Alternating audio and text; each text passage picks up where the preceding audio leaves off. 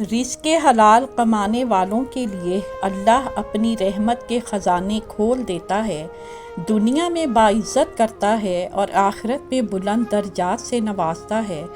مگر رزق حلال میں حدود اللہ کا ہمیشہ لحاظ رکھنا اور رضائے الہی کے باعث حلال روزی کا طلبگار بننا ضروری ہے۔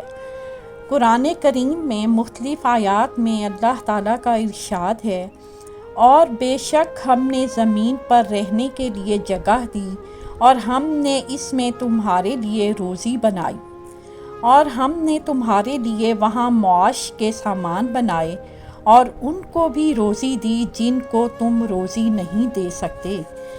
ان آیات میں ایک ہی حکم خداوندی نمایاں ہے کہ انسان دنیا میں پھیل کر روزی کو تلاش کر کے اپنی محنت اور جستجو سے اللہ کے پھیلائے ہوئے رزق کو اکٹھا کرے، کیونکہ روزی فضل خداوندی ہے، اس لیے اللہ کے فضل کو تلاش کرنا عین سعادت مندی ہے۔